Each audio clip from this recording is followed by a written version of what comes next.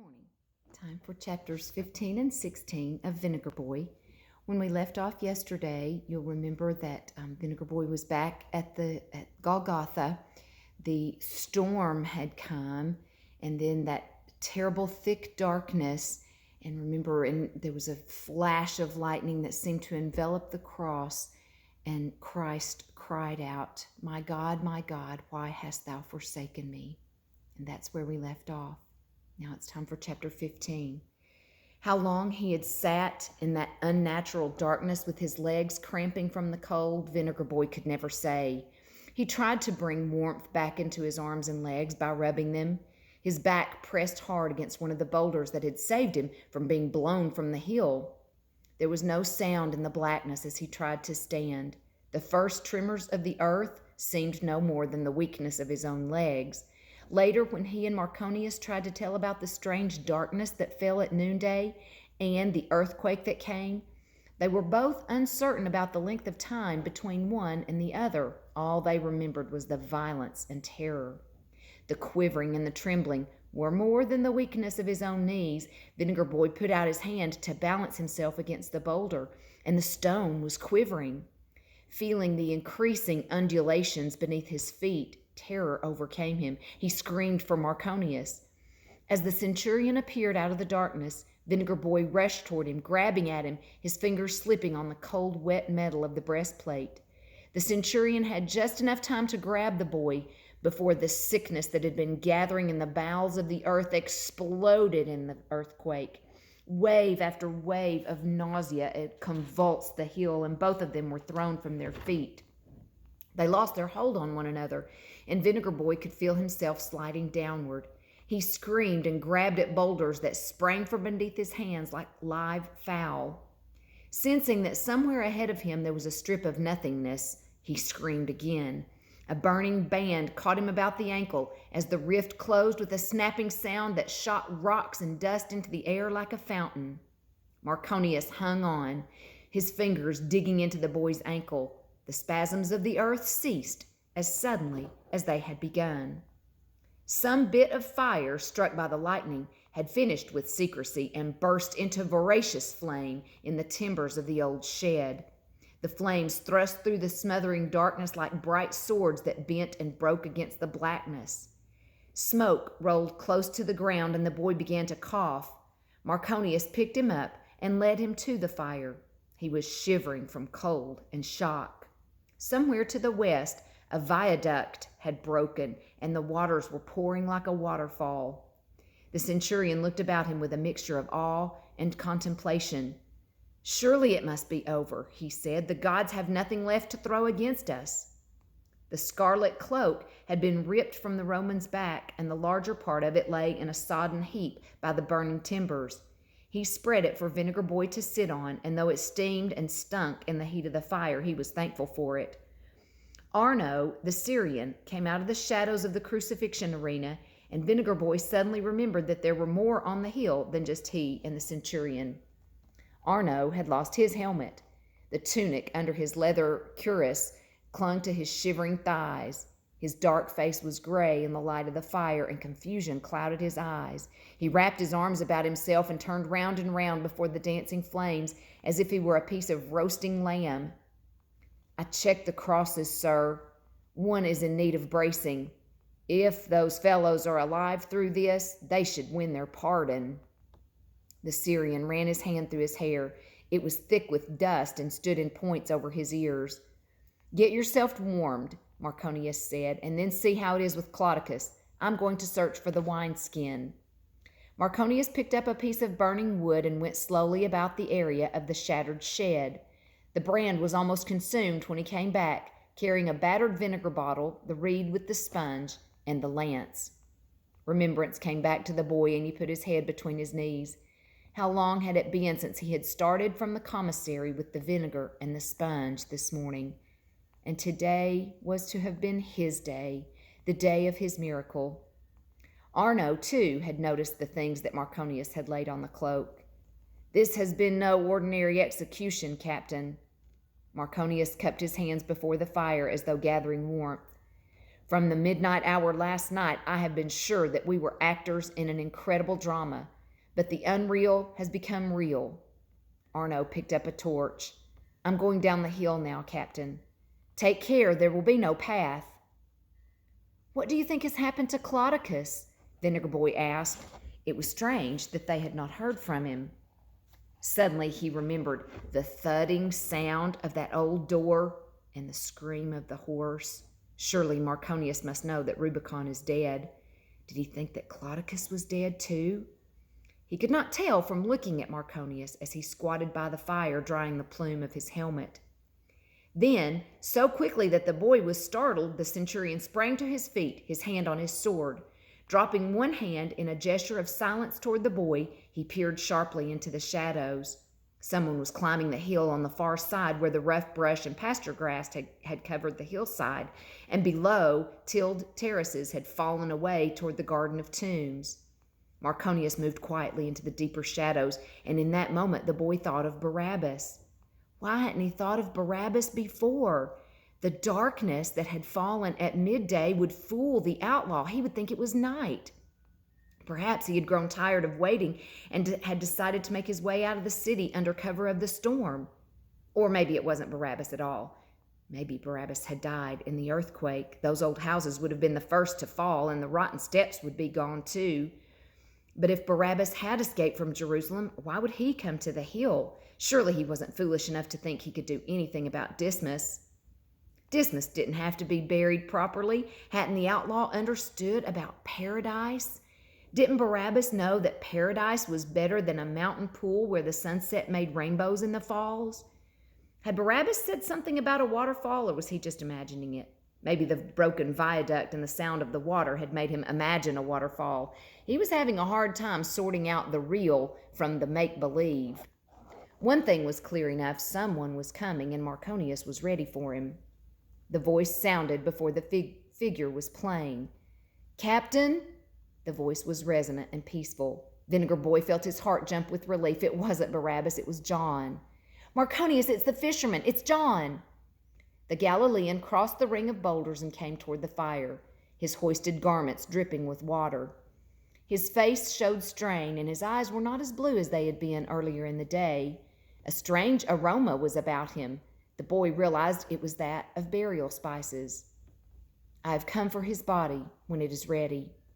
How calmly he spoke. Marconius nodded. His voice had an element of sympathy that was not lost on the fisherman. "He was still alive at our last check, but surely it cannot be long. If you wish..." He picked up another burning timber, and they went together. Vinegar Boy followed them, shivering as he left the fire. The stones of the hill seemed sharper under his feet since the storm had washed the sand away. He began to wonder where his boots could be. None of the crucified men were dead. Dismas opened his eyes, his head turning slowly to follow the flame of the torch. Jesus hung in silence. As the light crawled up his body, they could see the slight rise and fall of his extended ribs. His skin was blue and muscles in his stomach convulsed. The murderer hung at an angle. Marconius thrust the torch at Vinegar Boy and tried to raise the cross back to position. John helped him. They braced it with stones and then came back to the fire. John squatted.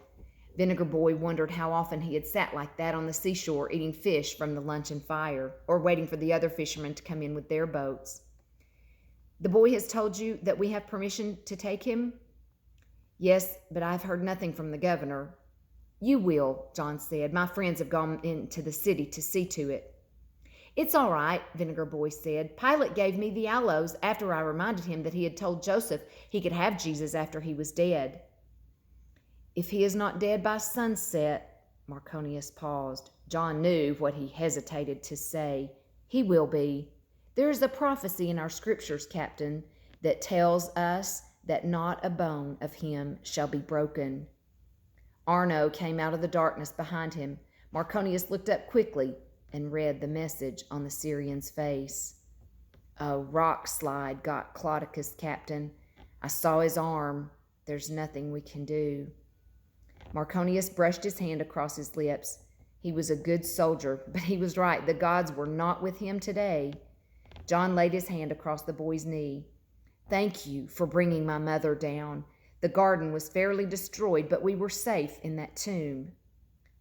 The red-haired woman, who is she? The centurion spoke almost abruptly in an attempt to be casual.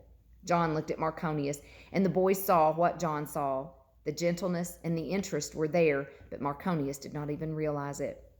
Mary of Magdala. She is faithful to him with good cause. He healed her of numerous afflictions, likened to the fury of 7 devils. He has done nothing to kill her spirit. John smiled. No, he has only cleansed her. He blessed her too, Vinegar Boy said. I saw him. He promised her something wonderful, and she didn't even have to ask. He told them of the thing he had seen in Jesus' face. Silence fell. The centurion broke it. Tell me, he said. Who is he, John? Why has this thing happened?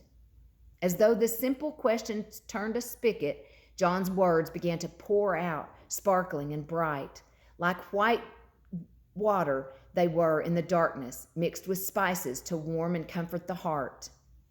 In him we have seen God. It is as though the word of God became flesh and dwelt among us. John spoke slowly, as if he put words together in a way that he would remember later.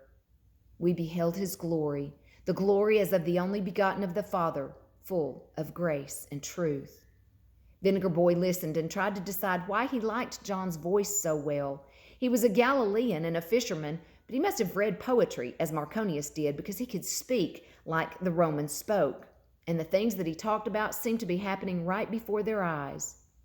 He came unto his own, but his own received him not.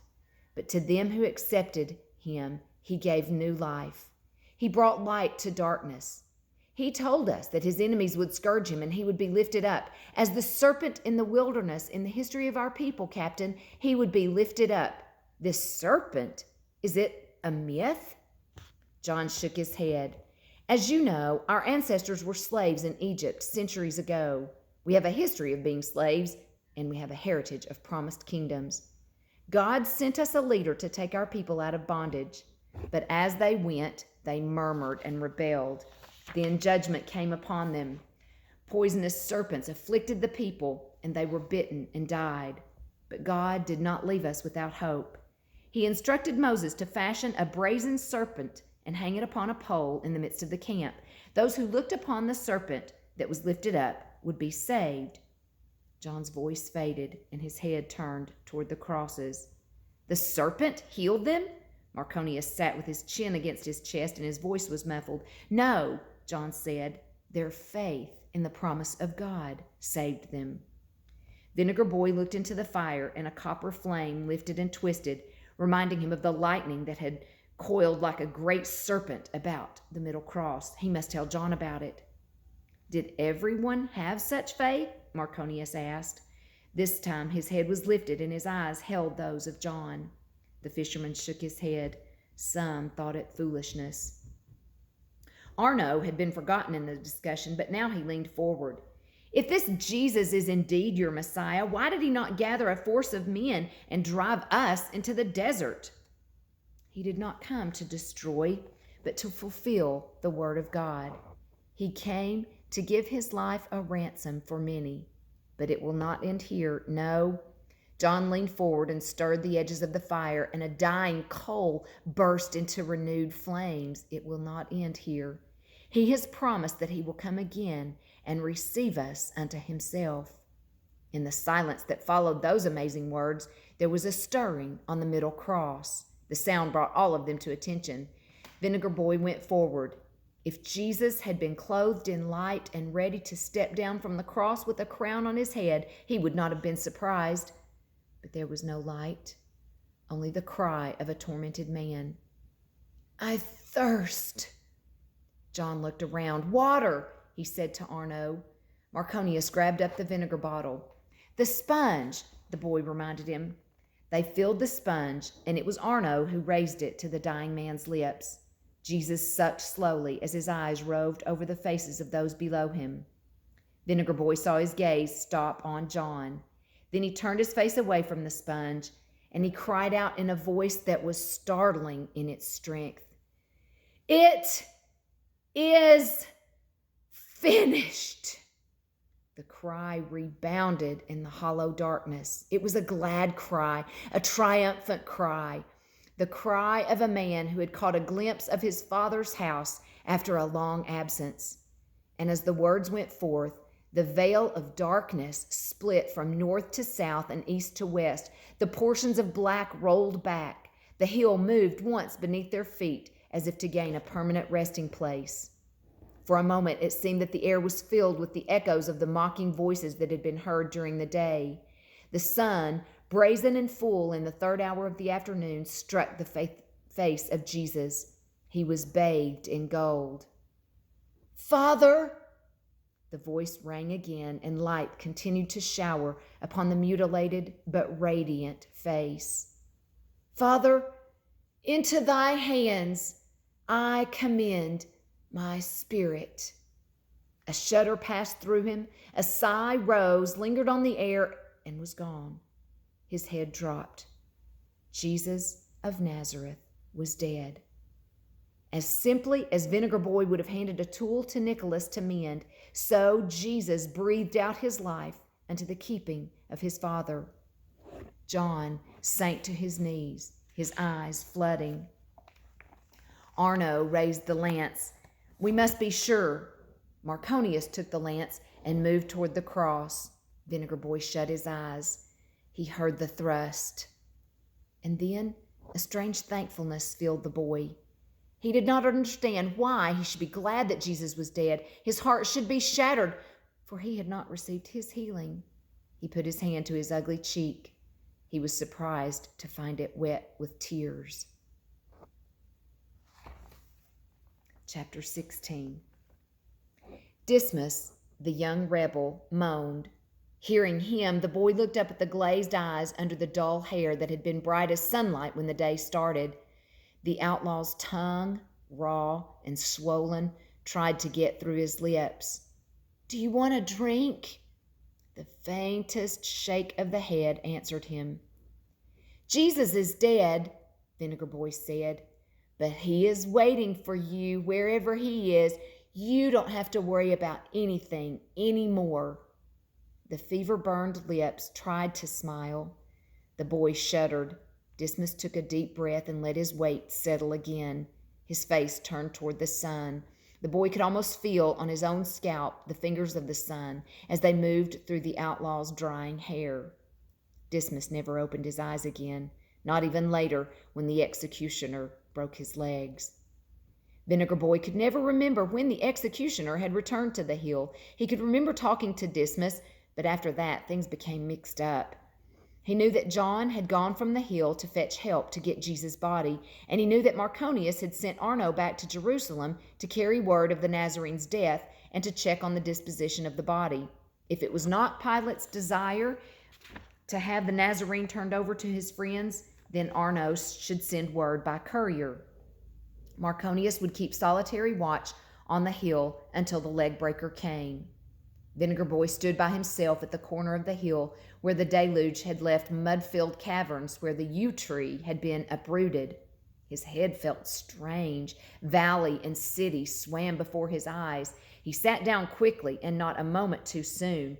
1 minute more and he would have toppled into the water-filled holes or over the cliff to the rocks below. What was the matter with him?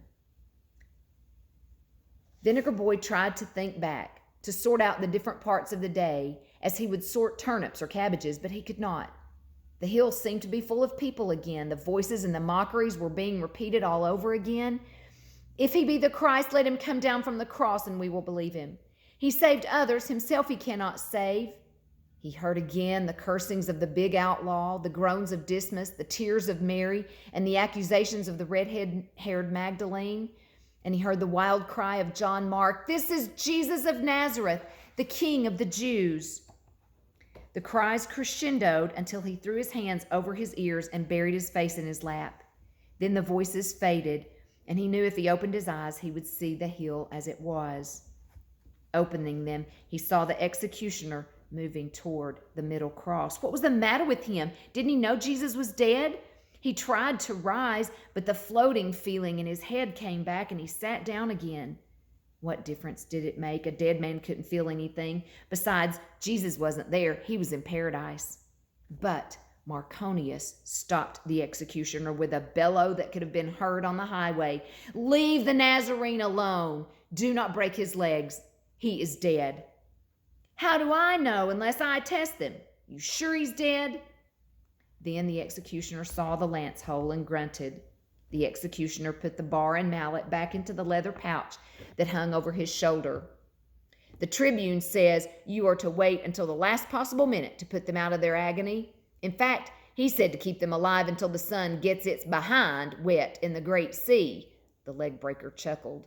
Marconius squared his jaw. The boy, listening, felt a desire to giggle. What was it the Tribune had said? Something about the sun getting its... No, he mustn't giggle. Not here, not now. Marconius wouldn't like it. Marconius was awfully serious right now, like an old man.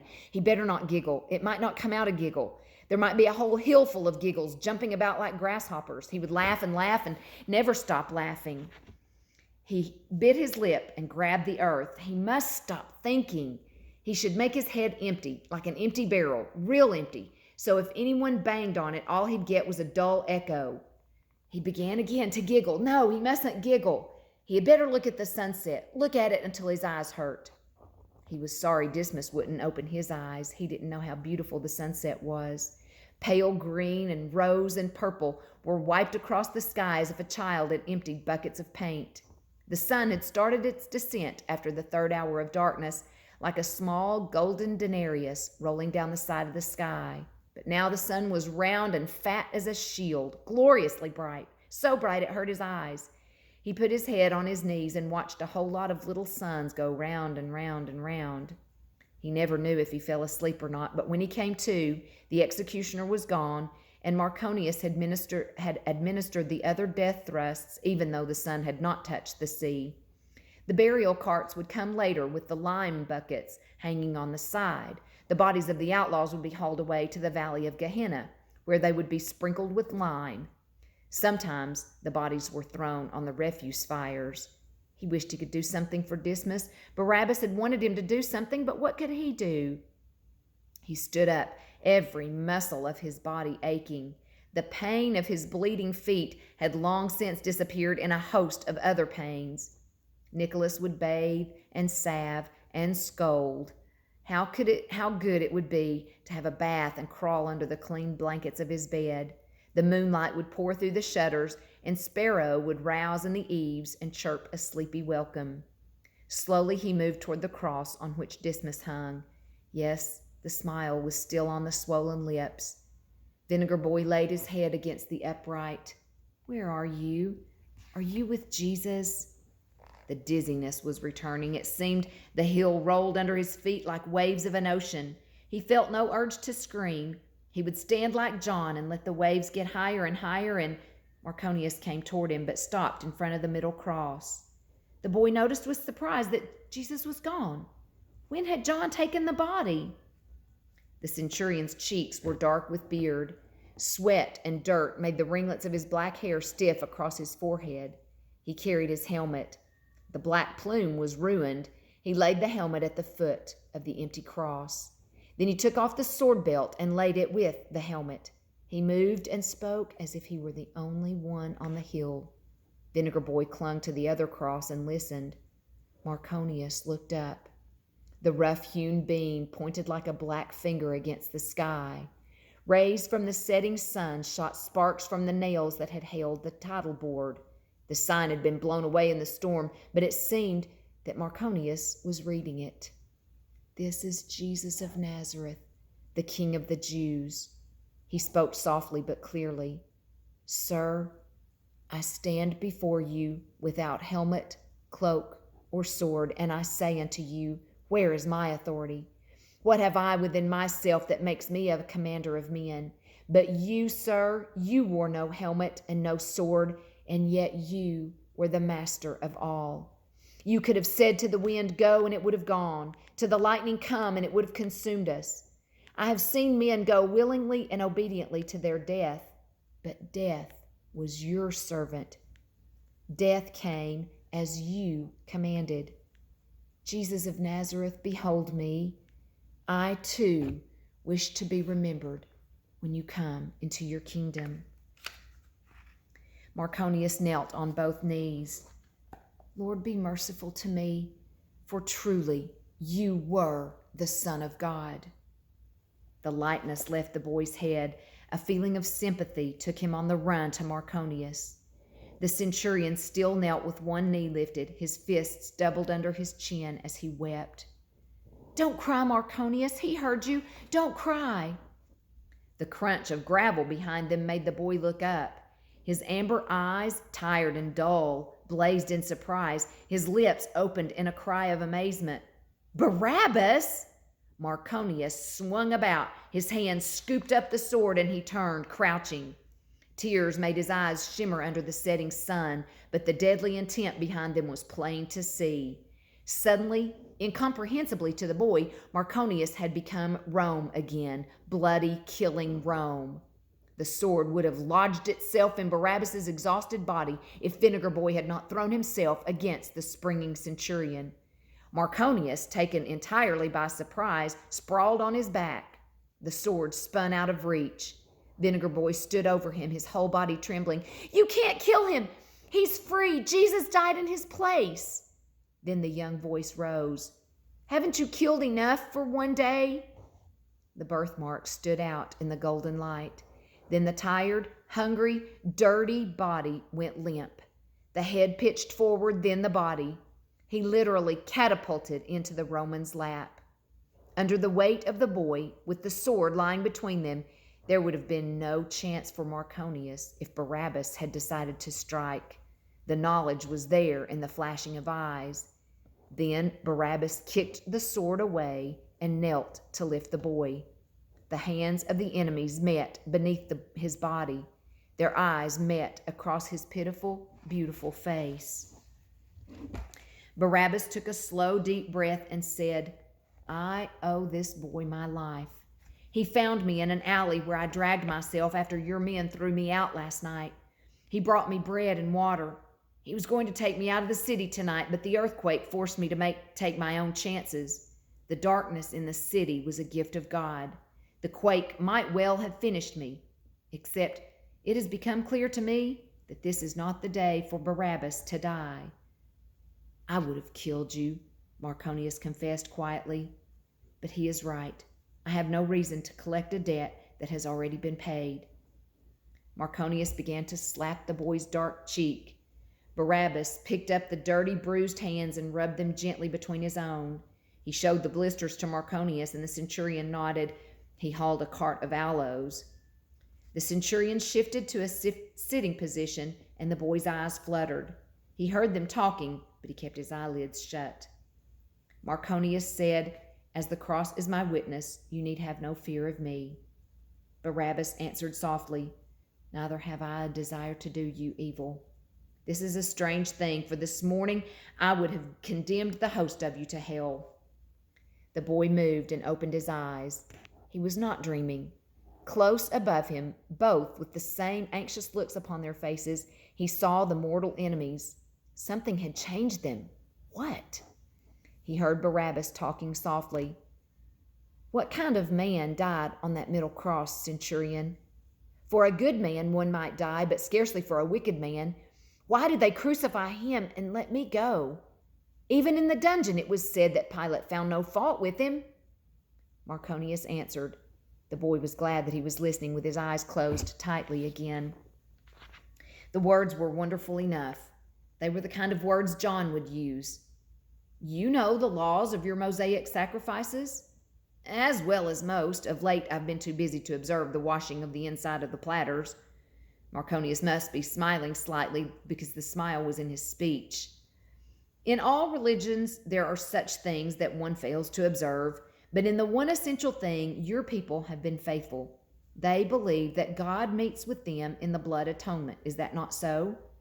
Our scripture makes it plain. It is the blood that makes atonement for the soul. Then listen, Marconius said. Consider what I say. I believe that today, at the time of your own holy preparations, Jesus of Nazareth died for the sins of men as the Lamb of God. Vinegar Boy's eyes flew open. He saw the look of dawning comprehension on the outlaw's beaten face. If that is so, then I, Barabbas, am as the scapegoat. It is written in the same book of the law that the high priest shall have the congregation cast lots for the goats, one goat for the sin offering, one for the scapegoat. The sin offering is slain, the scapegoat goes free. Barabbas hesitated. Then he added, there are those among our teachers who have believed that our Messiah would come first, not as a monarch, but as a servant. He would bear our iniquities, and we would find healing in his stripes. The word stripes hung like a pall between them for a moment. Barabbas had found a workman's cloak, but it could not completely conceal the crusted, ugly wounds on his legs and chest. He strode to the middle cross. This is where my judgment was completed. He died in my place. I cannot explain it, centurion. Marconius put out his head, and Barabbas put out his hand, and Barabbas gripped it. There was a glow of happiness about them that the boy could not understand. Later, he would become familiar with the glow and would feel his own heart warmed and lifted. Barabbas, he said, why did you come up here? Why didn't you go to the hills? Barabbas came back and squatted beside him. I don't really know, boy. It had something to do with you and a promise that I had made to someone I loved as your steward loves you. Barabbas looked up at Marconius. I seek a favor. I would like to have the body of Dismas. He was my friend. Marconius said, take him. I may have to answer for it to the tribune, but take him. He died well. You'll need some help, Vinegar Boy said. He tried to stand. He staggered with weakness, and Barabbas steadied him. Could he use the commissary cart, Marconius? It will hold Dismas. I will fetch it. He started forward, and Marconius leaped toward him, for the boy swayed. We will fetch it together. You have done all that you're going to do for anyone today. The garden was silent and still as they entered it. The odor of embalming spices clung about the tomb.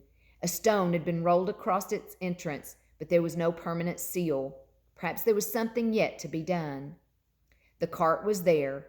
Marconius lifted him into it. You're going to ride, boy.